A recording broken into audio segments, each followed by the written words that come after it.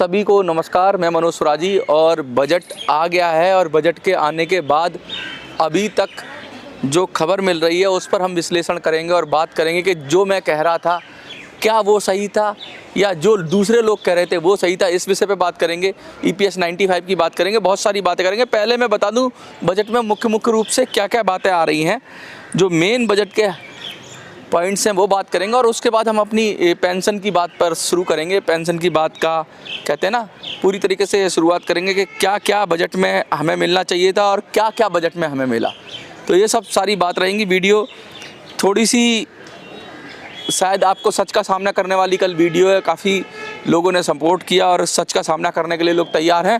तो लोग तैयार थे और उस लोग को तैयारी से ये फ़ायदा मिला कि हमने अपने आप को पहले ही प्रिपेयर कर लिया था कि कहीं ऐसी परिस्थिति हो जाए जो हमारे फेवर में ना हो तो हम क्या करें, उसके लिए हम तैयार थे। तो देखिए, मैं मेन अभी तक के जो पॉइंट हैं बजट के वो मैं आपको बता देता हूं कि क्या क्या है। बजट में 18 लाख की कमाई पर 17,000 रुपये की बजट, एक तो ये ऐलान हो रहा है। मिडिल क्लास को 12 लाख रुपए तक की टैक्स पर छूट, एक ये ऐलान हुआ। स्मार्टफोन, टीवी, इलेक्ट्रॉनिक कार सस्ती होंगी, ये ऐलान हुआ। कैंसर जैसी बीमारियों पर ड्यूटी फ्री की गई। इनकम टैक्स का नया कानून लाया जाएगा। इंश्योरेंस सेक्टर में विदेशी निवेश 100% तक बढ़ाने का ऐलान कर दिया गया। 25,000 करोड़ रुपए की लागत से समुद्री विकास कोष की स्थापना की बात हो रही है। 5 सालों में 50,000 सरकारी स्कूलों में बनेगी अटल टिंकरिंग लैब्स, ये ऐलान हो रहा है। IIT पटना की क्षमता के विस्तार की बात हो रही है। स्टार्टअप के लिए 10,000 करोड़ का अतिरिक्त फंड की बात हो रही है। किसान क्रेडिट कार्ड लिमिट 3 लाख से बढ़ाकर 5 लाख की जा रही है। और किसानों के लिए प्रधानमंत्री धन धान्य योजना का बात की जा रही है। हमारा ध्यान स्वास्थ्य और रोजगार पर है, निर्मला सीतारमण जी कह रही हैं। कहीं अभी तक तो खबर नहीं आ रही है पेंशन की, आगे भी मैं पढ़ रहा हूँ। और गरीब किसानों, महिलाओं, युवाओं की आकांक्षाओं का बजट है ये कहा जा रहा है। और भी बहुत सारे इसमें चीज़ें हैं बजट में। तो मोटी मोटी बात ये है कि हमारा मुद्दा कहाँ है, हमारी पेंशन का मुद्दा कहाँ है, हमारी चीज़ों का मुद्दा क्या है और अब क्या हो गया। और जो कल तक जो दम भर रहे थे पेंशन के लिए कि पेंशन मिल जाएगी, बजट में पेंशन बढ़ जाएगी, खबरें चलाई गई थी 5,000 बढ़ जाएगी, 7,500 बढ़ जाएगी, वो नेता कहाँ चले गए, वो किस खो में छुप गए, इसी विषय पे बात करेंगे। तो चलिए विधिवत शुरू करते हैं।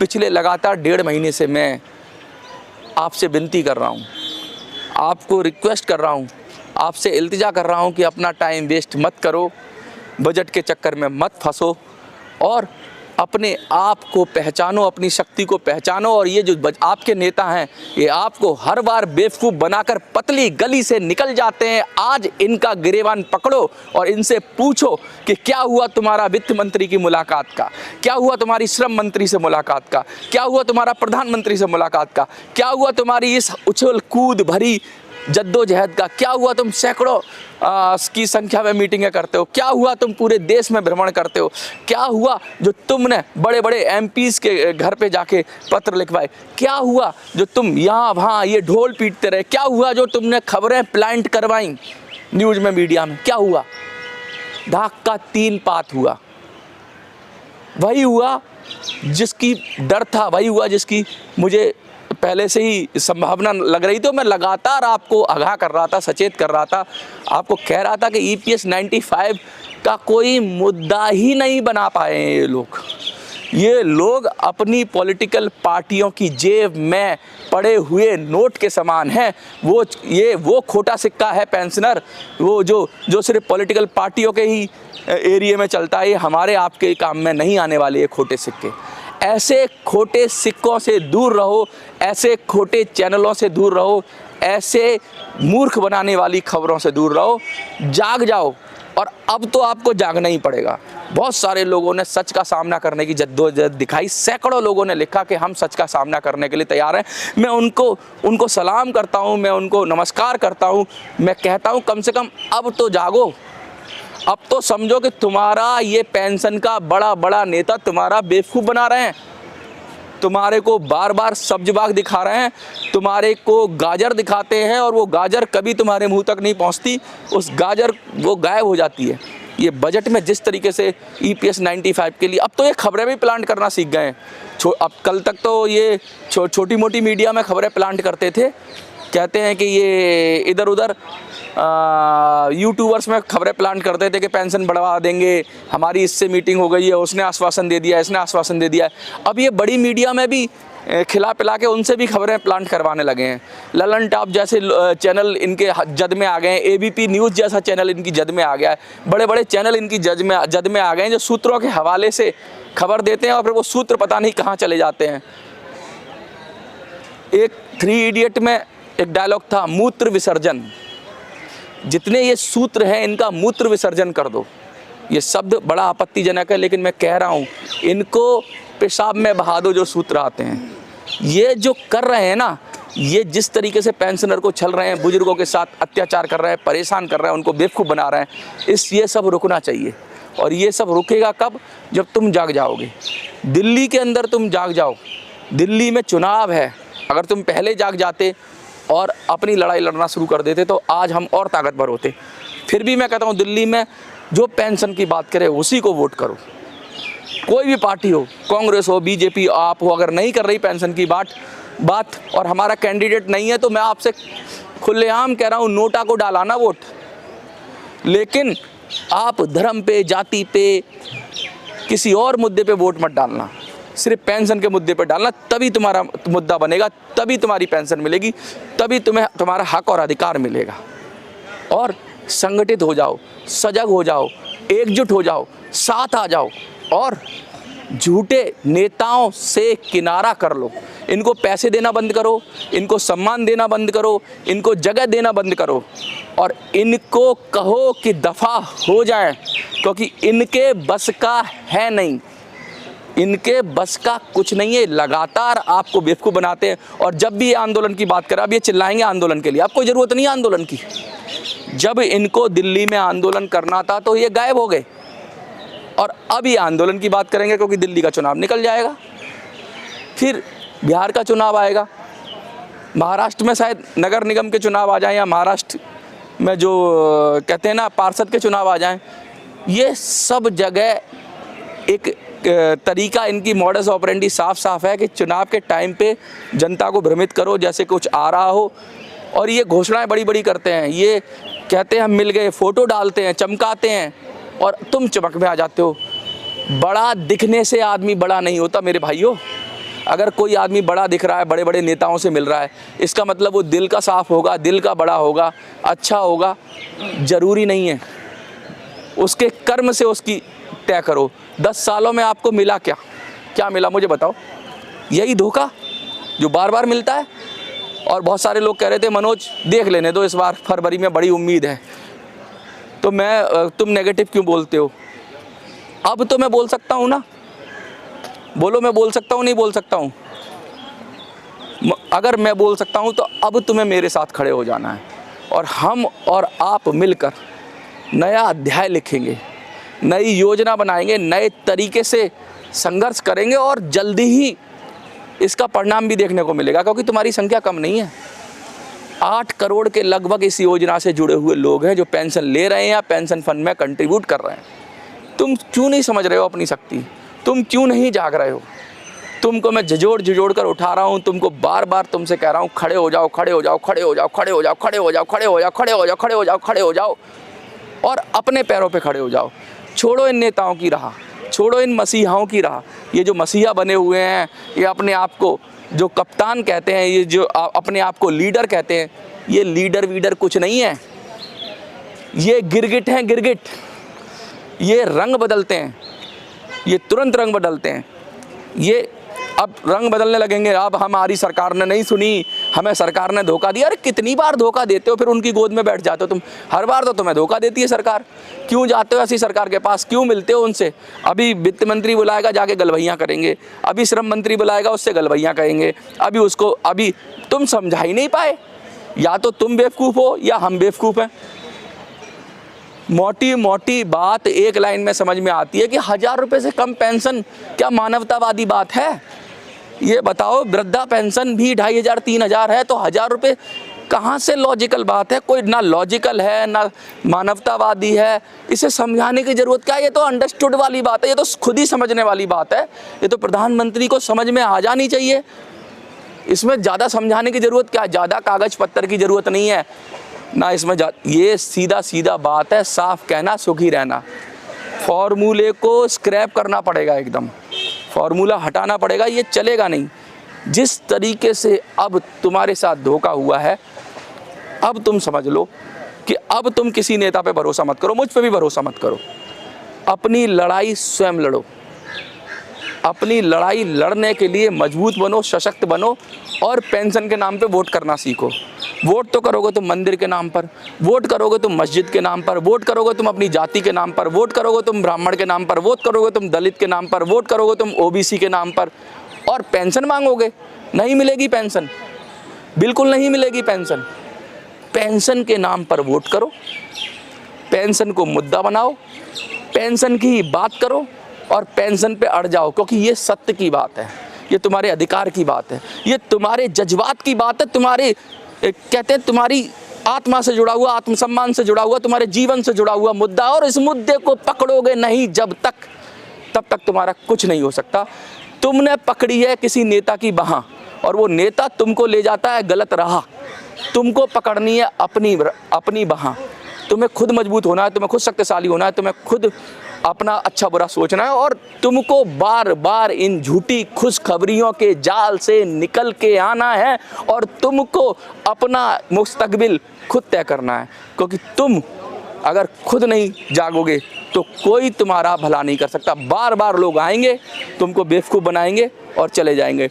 ये जो पेंशनर के नेता हैं, ये कहीं भी जाएं, इनका बहिष्कार करो, इन्हें काले झंडे दिखाओ, इनको कहो कि तुम्हारी ज़रूरत नहीं है, हम अपनी लड़ाई लड़ लेंगे, पेंशन मिले या ना मिले, तुम यहाँ से दफ़ा हो जाओ। जब तक इनको अपने जीवन, अपने घर, अपने परिवार, अपने समाज, अपने आसपास से दफ़ा नहीं करोगे, तब तक तुम्हारा कल्याण नहीं होगा पेंशनर। क्योंकि यही तुम्हारा कल्याण रोके हुए हैं, यही कृपा, कहते हैं ना निर्मल बाबा की कृपा, कहते हैं ना कृपा रुकी हुई है। एक डायलॉग था बहुत बड़ा, कृपा रुकी है। ये कृपा रुकी हुई इन्हीं की वजह से है। ये कृपा होने नहीं देते, क्योंकि जिस दिन ये कृपा हो गई इनकी दुकान बंद हो जाएगी, इनकी दुकान बंद हो जाएगी। बजट में पूरा 1-1.5 घंटे तक मैं लगातार देखता रहा, इस उम्मीद में टकटकी लगाए कि अब EPS 95 की बात करेंगी निर्मला सीतारमण जी, अब करेंगी, अब करेंगी, अब करेंगी। अरे कुछ नहीं तो कम से कम जो उनका पेंशन फंड में कंट्रीब्यूशन है उसकी बात करेंगी। कुछ नहीं, पिक्चर में ही नहीं हो, कहीं नहीं हो तुम लोग। और सबसे ज़्यादा हो देश के अंदर, इतना बड़ा वोट बैंक किसी भी सब्जेक्ट पे नहीं है। 8 करोड़ परिवार अगर खड़े हो जाएं तो इस देश की सरकार बदल सकते हैं। 8 करोड़ परिवार अगर खड़े हो जाएं तो देश का प्रधानमंत्री बदल सकते हैं। और 8 करोड़ लोग खड़े हो जाएं तो देश की दिशा, नीति सब बदल सकते हैं। 8 चौक 32, अगर आप तो बुजुर्ग हो, मुझे लगता है एक परिवार में 8-8 10-10 लोग होंगे, कम से कम 10 वोटर हो गए तो देश के 50 करोड़ से लेकर 80 करोड़ तक हो आप लोग। और आप लोग समझ नहीं रहे हो, अपनी ताकत को पहचान नहीं रहे हो। अब कितना जगाऊं आपको, अब कितना आपको बार बार बोलूं।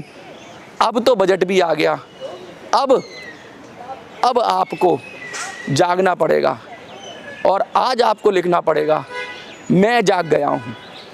आपको लिखना पड़ेगा मैं जाग गया हूँ। मैं देखना चाहता हूँ कितने लोग जाग गए हैं। यस यस लिखा था आप लोगों ने, कितने लोग, हज़ारों लोग देखते हैं लेकिन कितने लोग लिखते हैं? 300 400 500 1000 2000, हज़ारों में लिखो मैं जाग गया हूँ। पहले आपने लिखा मैं झांसे में नहीं आऊँगा, सैकड़ों लोगों ने लिखा मैं झांसे में नहीं आऊँगा।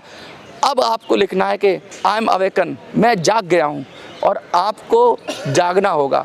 अगर आप जागोगे नहीं तो फिर से आपकी सोने का फ़ायदा उठाकर ये नेता लोग आपको मूर्ख बनाकर आपके हिस्से का हक अधिकार छीन लेंगे और आपको कभी नहीं देंगे। ये हर किसी को देना चाहते, तुमको नहीं देना चाहते। तुमसे दुश्मनी है इनकी, बुजुर्गों, तुमसे दुश्मनी लगाते हैं ये बड़े बड़े नेता हैं, केजरीवाल हैं, मोदी हैं, राहुल हैं, ये सब तुमको दुश्मन मानते हैं। तुमने क्या बिगाड़ा है इनका? तुम अपना हक मांग रहे हो और जिनका हक नहीं है उनको लुटा रहे हैं, दोनों हाथों से लुटा रहे हैं, नहीं दे रहे। पता नहीं उनको भी दे रहे होंगे, जब तुमको ही नहीं दे रहे तो उनको क्या देंगे? ये किसी को कुछ नहीं दे रहे हैं, ये सबका काट रहे हैं। और तुम अब इनके चक्कर में मत फंसो। बजट आ गया है, बजट में सारी घोषणाएं हो गई हैं, कहीं कोई अब तक पेंशन का निशान नहीं है। मेरे से कहीं भूल चूक हो गई हो, अगर मैंने ढंग से नहीं एनालाइज किया हो तो आप बता देना।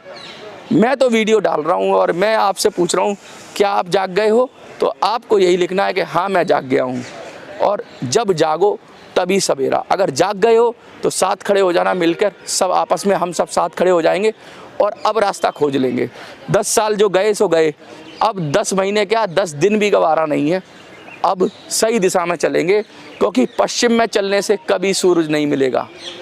उगता हुआ सूरज देखना है, उगता हुआ सूरज देखना है, खुशखबरी देखनी है तो पश्चिम में जाने से नहीं मिलेगी, पूर्व में जाने से मिलेगी। तो पूर्व की ओर चलो, सुबह की ओर चलो, प्रकाश की ओर चलो। अंधकार की ओर चलोगे तो प्रकाश कभी मिलेगा नहीं। और देखो 10 साल चले गए, तुमने कहा कि तुमने बहुत बड़ा लंबा सफ़र किया है, बहुत मेहनत की है। 10 साल मेहनत नहीं की है, 10 साल तुमने घाटा खाया है। कहते ना एक किसी चीज़ से लगाव हो जाता है, 10 साल मेहनत करते रहते हैं। अब ये जो 10 साल तुमने जिस दिशा में मेहनत की है, तुमको दिशा बदलनी ही पड़ेगी। तुम ये सोचोगे कि 10 साल मेहनत कर ली, इस दिशा में ही प्रयत्न और कर लें, थोड़ा सा और कर लें तो मिल जाएगा। इस दिशा में प्रयत्न करोगे तो अगले 10 साल, 20 साल, 50 साल, 100 साल, 500 साल, 1000 साल, 2000 साल भी प्रयास कर लोगे ना, तो इस दिशा में चलने से कुछ नहीं मिलेगा। दिशा पलट लो, चेहरा पलट लो, इन नेताओं की तरफ पीठ कर लो, इनकी तरफ आशा की निगाह से मत देखो और आओ हमारी तरफ देखो, हमारे साथ खड़े हो जाओ। हम सब साथ में खड़े हो जाएंगे और हम अब नया सवेरा लाएंगे। सूरज उगेगा और सूरज निकलेगा और फिर से खुशखबरी आएगी। और खुशखबरी अब हम किसी के कान से नहीं सुनेंगे, हम अपना नसीब लिखेंगे, अपना मुकद्दर लिखेंगे, अपनी खुशखबरी खुद लिखेंगे। बजट के बाद अब दूध का दूध और पानी का पानी हो गया है। आपको मैं कहना चाहता हूँ, जो भी छुटवैया नेता हैं, जो संगठनों से जुड़े हुए हैं, पूछो ना अपने आका से क्या किया उसने। फ़ोन करके पूछो कहाँ गई उसकी मीटिंग। अगर नहीं पूछते हो तो तुम भी गुलाम हो, और तुम ऐसे गुलाम हो कि तुम अपने ज़मीर से पूछो क्या तुम्हारे जो नेता हैं वो सही कर रहे हैं, क्या सही दिशा में चल रहे हैं। नहीं चल रहे तो उन नेताओं का बहिष्कार कर दो, उनसे सवाल पूछो। अगर नहीं पूछ सकते हो तो कम से कम मेरे वीडियो में तो मत आना उल्टा सीधा बोलने के लिए, क्योंकि अब आओगे तो मुँह की खाओगे, एक बोलोगे तो 2 सुनोगे। मैं बस बहुत गुस्से में हूँ, क्योंकि मैं पूरी तरह से वेट कर रहा था, इंतज़ार कर रहा था कि कब आए खुशखबरी, कब आए।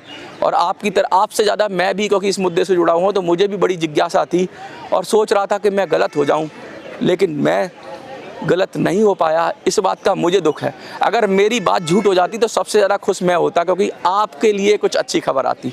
लेकिन मेरी बात सत्य हुई और सत्य को आपने स्वीकार भी कर लिया था। ये तो 2 दिन पहले ही आपने मान लिया था कि नहीं होने वाला है। बहुत लोगों ने मान लिया, बहुत लोग अभी भी उम्मीद में लगाए हुए हैं, नेताओं के चक्कर में फंसे हुए हैं। उनको जगा दो, ये वीडियो हर आदमी तक पहुंचा दो, ये वीडियो हर उस व्यक्ति तक पहुंचा दो, उसको दिखाओ, पेंशन की बात करो और पेंशनर का मुद्दा इतना मजबूत बनाओ, इतने संगठित हो जाओ कि सरकार क्या अपनी ही हम सरकार बना लें और अपना पेंशन का हक और अधिकार ले लें। वरना ये खजाने पे बैठ के खजाने को लुटाते रहेंगे। पैसा हमारा लुटा रहे हैं, दनादन, इसको बांट, उसको बांट, इसको बांट, उसको बांट। इनके बाप का पैसा नहीं है, पेंशनर की गाड़ी कमाई है, तुम्हारी पूरी ज़िंदगी का कटा हुआ पैसा है, तुम्हारे फंड का पैसा है, तुम्ही को मिलना चाहिए। और इससे ज़्यादा क्या कहूँ मैं। मुझे लगता है कि आज थोड़ा गुस्से में वीडियो था और शब्द भी थोड़े जहरीले शब्द थे, लेकिन क्या करूं, अंदर से गुस्सा इतना है कि किस तरीके से बेवकूफ़ बनाया गया। और अब तो बड़ी बड़ी मीडिया के माध्यम से भी बेवकूफ़ बनाया जा रहा है। इस बेवकूफ़ी से बचिए, सतर्क रहिए, सावधान रहिए और ये लिख देना मैं जाग गया हूँ। देखते रहिए मिनी संसद। धन्यवाद।